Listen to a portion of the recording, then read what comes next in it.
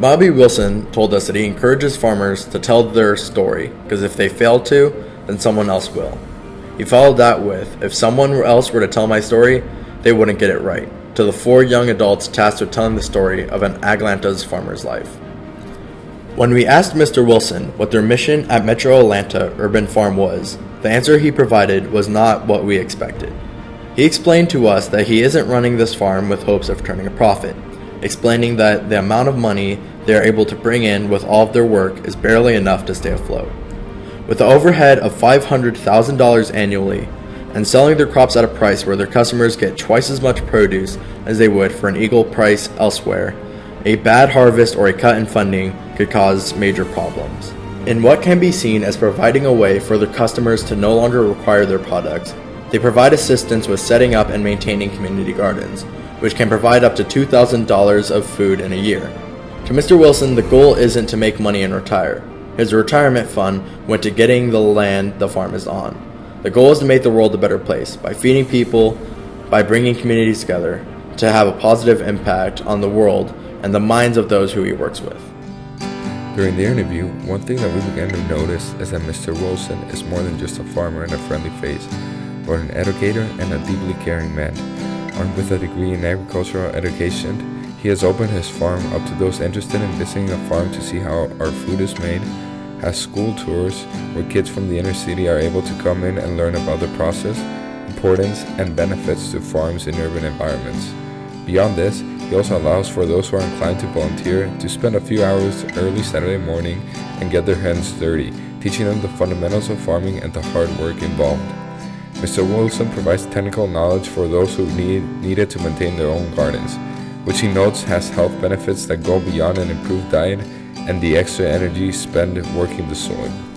Mr. Wilson says that when he has a particularly stressful day, he likes to relax by taking the tractor out and working the land, calming down with the smell of freshly turned soil.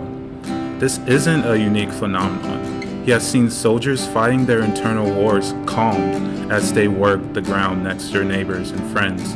Mr. Wilson pointed out to us that universities, like numbers, pound of produce, people feed, acres farmed, crops grown, never the human side, never the stress relief, or the way the community grows alongside their garden. This is best understood with the goal of Metro Atlanta in mind. They aren't going to single-handedly stop hunger, and they know that, just as much as they aren't going to start some farmers' revolution that leads to a change in the hearts of those in the cities who give the land to the most profitable owner rather than the most beneficial. At least make an effort to purchase these 5 acres that we've had here. And actually I took my retirement money from the University of Georgia to invest in green space in the city of College Park and in the Metro Atlanta area, because I've realized over the many years that I have been engaged in it, this can have a positive impact upon the quality of life for people. And that's primarily why we're here. We're not here because we feel like we're going to get rich farming. We're here because we want to have an impact upon generations that will follow us. We're here because we want to have an impact upon the community that we are in and surrounding communities. And it also gives us a bigger reach. I mean, when you think about it, a few weeks ago I was in Little Rock, Arkansas. Last week I was down in Albany, Georgia, speaking to a group.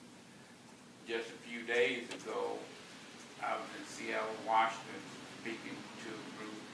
And I just hope that all that I'm doing will help change the mind and the mindsets of people that are listening to me, and will continue to break away from the old traditional ways of doing things and think about new ways of doing it. Did you share it?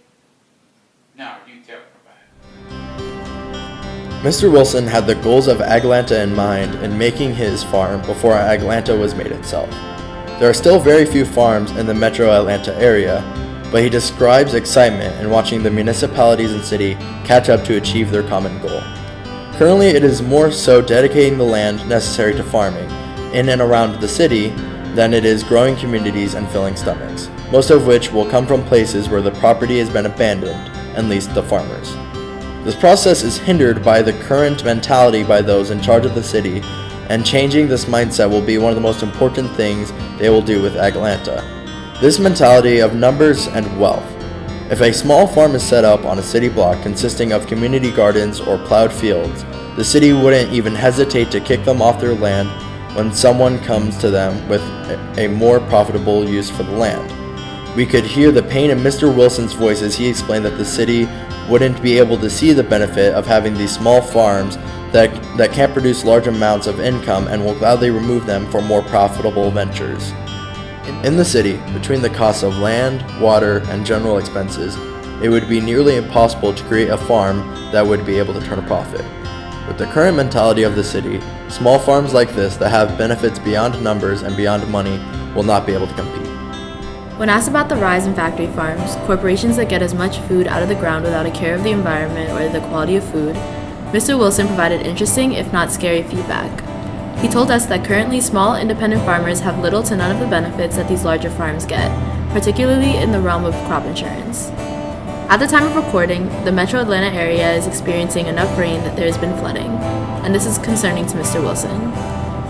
While there isn't a huge amount of crops growing at the moment, and with planting season starting soon, it becomes a question if the soil will be ready for planting. Not to mention that if the flooding happens later in the season, it can completely kill the crops. This can be fatal to a small farm that barely manages to keep their head above water. Standing in stark contrast, you have corporate mega farms, with plenty of money to fall back on benefiting from flooding. Mr. Wilson points out how challenging it is for America to feed everyone with clean, chemical-free food. Our current way of farming isn't sustainable. We need farms like Metro Atlanta just as much as we need factory farms. But by denying the most disadvantaged farmers the benefits they need, we are pushing ourselves further away from our goal.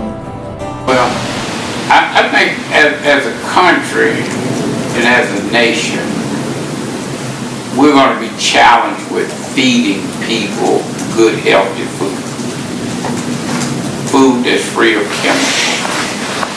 And I also feel that the younger the generation, like you all, people are concerned about who's growing the food and what's being put on the food.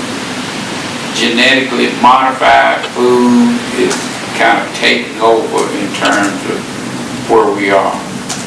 I also think that because of the way that we are growing food in this country and has been growing, is not a sustainable method. I don't think farms like Metro Atlanta Urban Farm should be our only source of growing food, but I do feel like it's one way of growing food. So we're going to have multiple means of growing food in this country. And what we have to realize, we are what we eat. So if we are eating food that has been sprayed with herbicides and pesticides, and herbicides used to kill weeds and pesticides used to kill insects, and that's what they spraying on our food, and we turn around and we eat that over and over and over again, it's no wonder that we're having all these health challenges. Diabetes, heart attacks, high blood pressure, cancer. If we change our eating habits, I'm a true believer that we can change our health issues.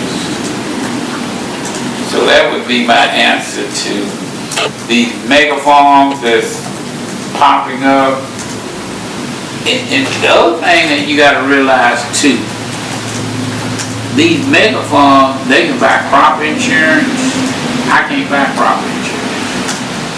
So if they got failure on their crop, the insurance is gonna pay for it. They get flooded out, like down in Mississippi right now. The Pearl River is gonna crest A lot of farm up in the Delta area, a lot of farmland gonna be underwater. Mega farms, they gonna get paid. When I flood out here right now, I gotta figure out a way to regroup real quick and get another crop in the ground just as soon as I can.